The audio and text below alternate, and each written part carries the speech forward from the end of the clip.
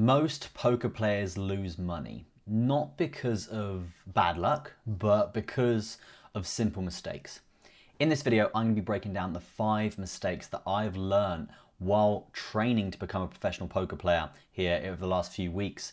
And I will show you exactly the things that I'm now implementing into my strategy that have already drastically improved my game. Okay, so number 1 on that list today is ignoring your position on the table. If you ignore your position on the table, this makes you vulnerable and it is actually very, very bad for you. Okay, so we're just going to run through the positions here that we are playing here on the poker table to help you guys across the board here. Now you can see here that the dealer button, this is like the best position you can be in because it means you're last to act on the table. You've got the last mover advantage here, and you haven't already put anything in the pot apart from the ante if you're playing that table, right? Then you've got the small blind and then the big blind. The small blind and the big blind, guys, you already know that you're committed to the pot by some sort of monetary value already. So sometimes you can get a cheap price to call, but unfortunately, you will be the first to act as the hand sort of progresses. So those are things that you need to take into consideration here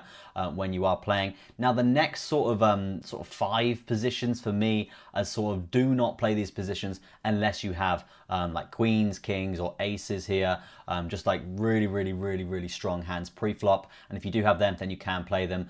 But I wouldn't use that as just a general rule because you need to play in some of these positions sometimes, okay? Because otherwise your opponents will see that you're only playing these positions when you have good cards, and then they'll get a read on you, and then you won't be able to like play decent hands. So pocket ace under the gun, you wouldn't be able to play that if you've been playing that continuously and not playing any other cards, because they'll basically be like, oh, he's called or raised or 3-bet under the gun, so he's definitely got a really good hand, otherwise he wouldn't play there. So you've got to do things to throw them off, okay? But the 4 best positions that you can be playing right now, if you are a new poker player that is developing, that are statistically the most profitable positions on the table to be playing hands, it's the cutoff, it's playing the button, the small blind, and the big blind. Okay, and just a little tip for you newer poker players out there here, and just so you know, by far am I anywhere near professional. I am still learning a lot, still studying every single day, but this is just a little bit of an intake into the things that I'm learning that have already helped me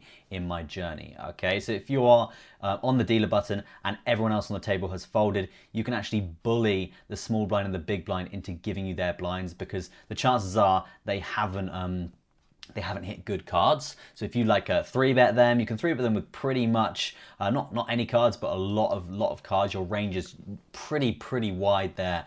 We're talking like 5-6 suited, stuff like that. You can do that on the dealer button to bully the small blind and the big blind to basically fold, because they're probably sat there with 10-2 or even 7-2 or whatever, right? Really crap cards, and they will usually fold to you. And if that does happen, you basically steal their blinds. Basically playing for the blinds. And when you're in a tournament, like an MTT, you're in a tournament and you're sat there and you've only got like 20 big blinds, you can do this, and it really does help you stay in the tournament for a lot longer. Okay, so yeah, that is the first thing on the list, is do not ignore your position on the table, because this is super valuable and something that the pros use all the time. But again, don't just play these very strictly. You need to sort of mess it around a little bit so people don't know exactly your strategy. Okay, but this sort of minor strategy does really help.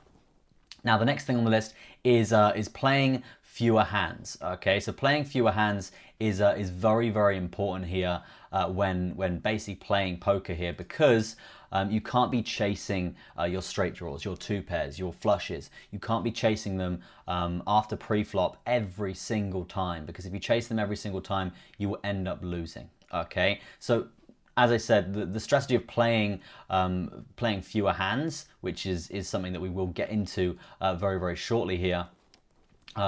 But playing fewer hands is a very good strategy, because you meant to play the top 10 sort of hands in poker, and that's pocket 7s up to pocket aces, and then ace queen suited, ace king suited. Anything below that is sort of, they're not bad hands, but if you want like a strategy that you're only going to be in hands that you have a higher chance of winning, that's your strategy, the top 10 hands in poker. So if you are playing those hands and we are referencing the chasing every draw statistic there, you should already be ahead, but you shouldn't be chasing it. Okay, so if you're sat there with pocket sevens and then the flop is like an ace, king, nine, and you're sat with pocket sevens and you call like a value bet and see a turn card, you don't see a seven, and then they raise you like quite a large amount, and you're sat there like, oh, if I hit this set, I know I'm going to beat his two pair, or I know I'm going to beat his ace, his pair of aces with a queen kicker or whatever. You don't chase that, okay? You let the hand go, because if you're chasing that every single time, the chance of hitting that seven and getting that three of a kind and hitting that set is super, super low, okay? And it obviously does increase the more the higher hand and the different positions that you can be in. For example, if you're chasing a flush and if you're holding two hearts, there's already two hearts like on the flop, and you're sat there and you're like, right, okay, I can see two more cards to potentially hit a flush. That's a draw that you want to chase if the value is there and you're already committed to that pot, okay? So that's the sort of a situation where you want to be chasing it, but you don't want to be chasing like random sets and like closed straights and like, yeah, backdoor straights, and yeah, you don't want to be chasing them all the time, because statistically it will go against you. So it is okay to fold and let some of these hands go. One of the biggest things about playing poker and being a fish at the table is they don't ever fold, right? They don't ever fold. If they think they're going to hit something, they will always call continuously, and that is where you can actually extract a lot of value out of them. But don't be that fish. Don't be trying to hit every single hand. You won't do that. Poker is about patience and having your edge, and this is obviously what I've learned in the last sort of weeks and months that I've been playing and training. And yeah, don't chase every draw and play fewer hands. Okay, so point number two was don't chase every draw. Point number three was don't play loads and loads of hands. You should be playing literally the top 10 hands in poker, get familiar with them, and then you can sort of branch a bit lower. Statistically, you will win a lot of those hands because you're playing the top 10 hands pre-flop, okay? Now the next thing, the fourth thing on the list is bankroll management, guys. You shouldn't just be jumping into, say, a cash game with like a max buy-in, and that's your whole bankroll. That is not a smart move. So the rule of thumb is basically don't have more than 5% of your bankroll in the tournament or the cash game that you're playing. Okay, this stops you chasing your losses, getting too emotionally attached to the table that you're in, and it makes it easier to fold because basically you're not playing with your whole bankroll, and it really just sort of spreads out the emotions here. Now this is a cash game bankroll management table for you guys to take away and grab some value from this video. You can screenshot this if you want, and you can see here basically if you're playing at 1 cent, 2 cent, you should have $150 bankroll. If you're playing at 2 cent, 5 cent, you should have a $300 bankroll, and then you basically go up every time you hit these levels. Okay, so even if you're playing at like $1, $2, you shouldn't be playing that unless you have literally like 12 grand in the bank. Okay, you should, I think 6 grand in the bank actually.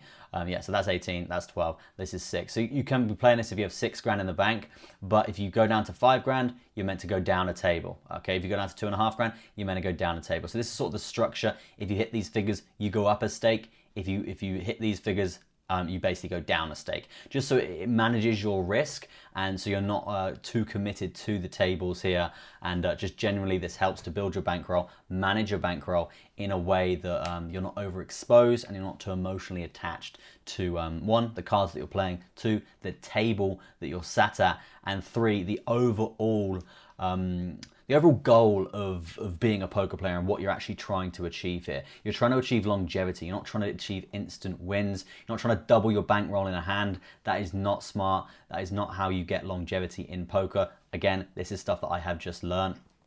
I just want to help you newer players out there that were in my position from a few months ago.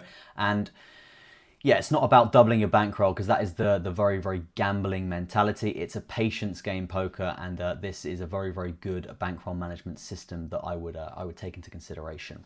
Now, the fifth and final thing on the list here is playing poker on tilt. Now you can see this guy in the picture. You can see clearly he's very angry and emotionally charged at the table. That is like the worst thing you can do here, and notoriously the most money in poker is lost through players playing on tilt. okay? They are not playing their strategy. They're not playing their edge. They're playing purely emotional, and they end up just throwing away all the money on the basis of they're trying to hit cards, and it all just goes out the window.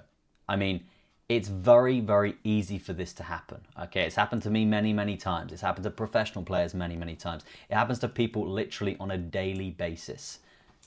But the most important thing about this is, one, recognizing when it's happening, okay? Leaving the tables, regrouping in your head, and coming back when you're fresh, okay? There's no shame in walking away from a table because you're annoyed, because you've been playing a 10 hours straight session or whatever, and you've been drawing dead the whole time.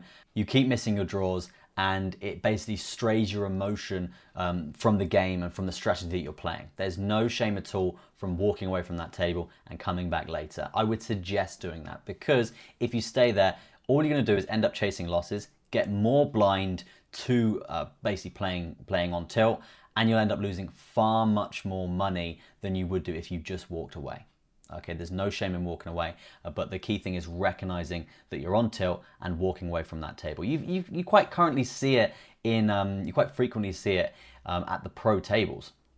They will literally, you'll see a player, he'll lose he'll have a bad beat, and he'll stand up and he'll walk around the studio, walk around the casino, and just like breathe and miss a few hands or whatever, and just like get his head back in the game. Yeah, so it's hard to recognize, but it's important to recognize it. Otherwise, you can end up just throwing away everything. Okay, so that'd be the fifth point. Do not play on tilt, and try and recognize when you are on tilt. That is not a profitable mindset to be in. You want to walk away, you want to be fresh. Hopefully you found some sort of value there in those 5 tips. Let me know in the comment section, guys, if you did. Just to summarize them, number 1 is ignoring the position that you're playing in. You can't do that. Number 2 is chasing every single draw. You can't be doing that. Number 3 is playing too frequently, playing too many hands. You need to play less hands, play the top 10 hands in poker. Pocket 7s up to ace queen off and ace queen on upwards, okay? Bankroll management. You need to have bankroll management. If you have no bankroll management, you're already losing. And spotting and leaving the table when you're on tilt. That is a massive, massive point as well. Again, hopefully you found some value. Thank you ever so much for watching. That is gonna be it from me. I'll see you in the next video.